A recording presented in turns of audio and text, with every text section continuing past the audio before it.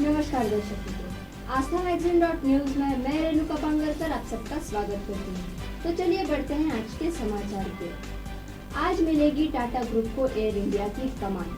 सरकार आज अपनी विमान कंपनी एयर इंडिया को टाटा के हाथों में सौंप देगी। टाटा समूह ने एयर इंडिया के इस्तेमाल के लिए पूरी तैयारी कर ली है। टाटा समूह मुंबई से संचालित होने वाली एयर इंडिया की 4 उड़ानों में इनहांस्ड मील सर्विस शुरू करके नई शुरुआत करेगी। हालांकि एयर इंडिया की उड़ानें गुरुवार से ही टाटा समूह के बैनर तले उड़ान नहीं भरेगी, क्योंकि आज के दिन कंपनी के ट्रांसफर की प्रक्रिया पूरी की जाएगी। इस तरह लगभग 69 साल बाद एयर इंडिया की टाटा समूह में वापसी होगी।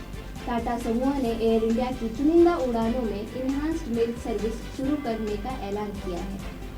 दिल्ली में कोरोना पाबंदियों से राहत, ऑड इवन और वीकेंड कर्फ्यू खत्म, नाइट कर्फ्यू जारी रहेगा।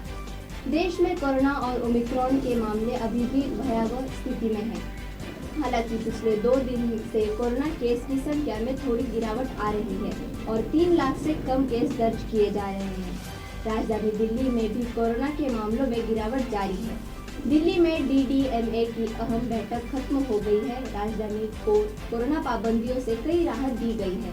दिल्ली में लगा ऑड इवन नियम हटा दिया गया है। साथ ही में वीकेंड कर्फ्यू भी खत्म कर दिया है। हालांकि नाइट कर्फ्यू जारी रहेगा। 50% क्षमता के साथ सिनेमा हॉल खुलेंगे तो शादी समारोह में 200 लोगों को शामिल होने की छूट मिलेगी। देश में पिछले 24 घंटों में 2.86 लाख नए केस मिले, 573 लोगों की मौत। देश में कोरोना संक्रमण के मामले कम होने का नाम नहीं ले रहे हैं। अभी भी 2.5 लाख से अधिक मामले सामने आ रहे हैं। हालांकि पहले यह आंकड़ा 3 लाख से अधिक था, लेकिन अभी भी स्थिति में अधिक सुधार नहीं हुआ है। पिछले 24 घंटों की बात करें तो कोरोना के 2,86,384 नए केस मिले हैं। वहीं संक्रमण की वजह से 573 लोगों को जान गंवानी पड़ी। राहुल गांधी ने ट्विटर से की फॉलोअर्स घटाने की शिकायत।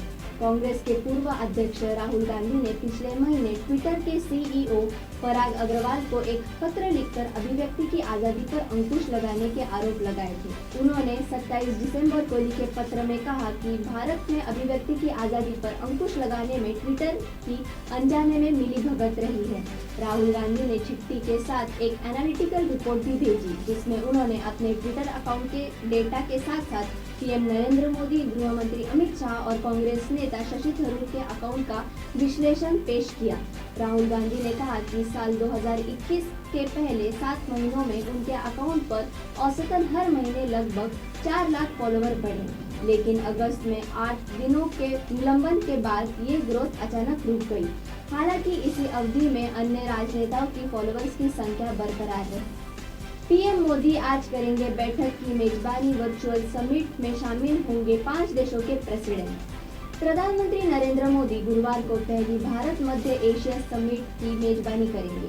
इस वर्चुअल बैठक में कजाकिस्तान, किर्गिस्तान, तुर्कमेनिस्तान और उज्बेकिस्तान के राष्ट्रपति भाग लेंगे। इस बैठक में क्षेत्रीय सुरक्षा और अफगानिस्तान के मुद्दे के अलावा व्यापार और संपर्क बढ़ाने, साझेदारी विकसित करने, सांस्कृतिक संबंध बढ़ाने के मुद्दों पर फोकस रहेगा। भारतीय विदेश मंत्रालय ने एक स्टेटमेंट जारी करके बताया कि भारत और मध्य एशियाई देशों के राष्ट्राध्यक्षों के स्तर की यह अपनी तरह की पहली बैठक होगी। यह समिट मध्य एशियाई देशों से भारत की बढ़ती साझेदारी को दिखाती है। ब्रिटेन में कोविड प्रतिबंधों में दी गई ढील, मास्क लगाना अब अनिवार्य नहीं।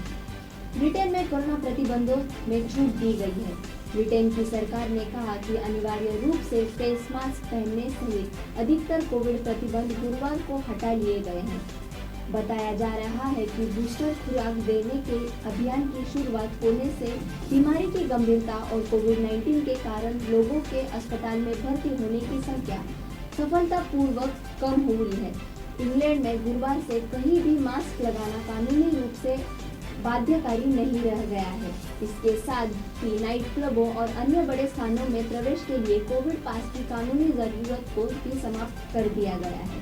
सपा के मुफ्त बिजली के वादे पर मथुरा में अमित शाह ने समाजवादी पार्टी पर साधा निशान।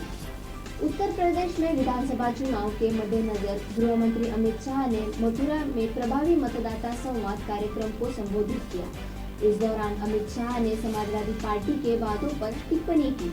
सपा के मुफ्त बिजली के वाद पर बीजेपी नेता ने कहा कि जो बिजली ही नहीं दे पाया वो मुफ्त बिजली कैसे देगा। उन्होंने कहा कि 1.41 करोड़ घरों को निःशुल्क बिजली कनेक्शन देने का काम भाजपा सरकार ने किया है। अखिलेश यादव की अगुवाई में समाजवादी पार्टी की पूर्वोत्तरी सरकार पर हमला बोलते हुए गृह मंत्री ने कहा, अखिलेश बाबू के शासन के मुकाबले भाजपा के शासन में डकैती में 70%, लूट में 72%, हत्या में 29% और अपहरण में 35% की कमी हुई है। उन्होंने कहा कि उत्तर प्रदेश में सपा और बसपा की सरकारें चली, ये केवल जातिवाद और परिवारवाद के लिए चली, तुष्टीकरण के आधार पर चली, भ्रष्टाचार का यहाँ बोलबाला था। शेयर बाजार में आज फिर भारी गिरावट, सुबह 1100 पॉइंट गिरने के बाद अब इसमें रिकवरी दिख रही है। ऊपरी स्तर से 500 अंक बाजार रिकवर हो चुका है। बॉम्बे स्टॉक एक्सचेंज का सेंसेक्स 700 पॉइंट टूटकर 57,154 पर है। निवेशकों को 3 लाख करोड़ रुपए का घाटा हो चुका है। सभी आईटी कंपनियों के शेयर 3% से ऊपर गिरे हैं। आज मार्केट कैप 259.72 लाख करोड़ रुपए है, जो कि मंगलवार को 262.77 लाख करोड़ रुपए था। सेंसेक्स 541 अंक नीचे 57,317 पर खुला था। यही इसके पहले घंटे में ऊपरी स्तर था, जबकि नीचे में इसने 56,600 का स्तर बनाया है। इसके 30 शेयर में से केवल 3 स्टॉक बढ़त में है। इसमें एक्सिस बैंक, इंडसइंड बैंक और एनटीसीपी है, जबकि 27 गिरावट में है। लता दीदी की हालत में धीरे धीरे सुधार, लेकिन अभी भी डॉक्टरों की टीम की बनी रहेगी निगरानी। कोरोना पॉजिटिव होने के बाद पिछले 18 दिनों से दक्षिण मुंबई के कैंडी ब्रिज अस्पताल में भर्ती लता मंगेशकर की हालत पहले से बेहतर और स्थिर हो रही है। एक आधिकारिक बयान में बताया गया कि महंगाई का लता मंगेशकर की सेहत में सुधार के संकेत दिख रहे हैं, लेकिन डॉक्टरों की टीम अभी भी उनके स्वास्थ्य पर निगरानी बनाए रखेगी। बीते दिनों लता मंगेशकर के इलाज में जुटे डॉक्टर प्रदीप समदानी ने एबीपी न्यूज से बातचीत में बताया कि लता मंगेशकर को कोरोना के साथ साथ निमोनिया भी हो गया है, जिसे कोविड निमोनिया के तौर पर जाना जाता है। आईसीयू में डॉक्टरों की निगरानी में उनका इलाज चल रहा है। फिलहाल लता मंगेशकर आईसीयू में ही भर्ती है और 5 डॉक्टरों की टीम उनके इलाज में जुटी है। कोरोना के खिलाफ लड़ाई में 15 से 18 साल वाले किशोर दिखा रहे हैं उत्साह। 24 दिनों में 4 करोड़ 36 लाख से अधिक ने लगवाया टीका। देश भर में कोरोना मामलों में पिछले कुछ दिनों से तेजी है। हालांकि इसी के साथ ही कोरोना के खिलाफ लड़ाई के तहत टीकाकरण अभियान भी चालू है।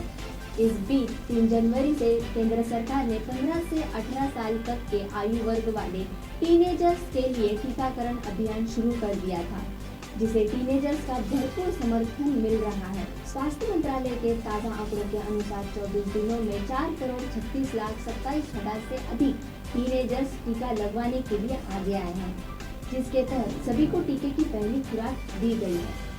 ऐसे ही समाचार और देश विदेश की खबरों को सुनने के लिए हमारे आस्था magazine.news को लाइक करें, शेयर करें और सब्सक्राइब करें। धन्यवाद। સંસ્કારોનું સિંચન કરતું પારિવારિક મેગેઝિન એટલે આસ્થા ગુજરાતી મેગેઝિન અને ડિજિટલ વેબ ન્યૂઝ પોર્ટલ. આસ્થા સમાચારોનું સચોટ માધ્યમ. વધારે માહિતી માટે વિઝિટ asthamagazine.news.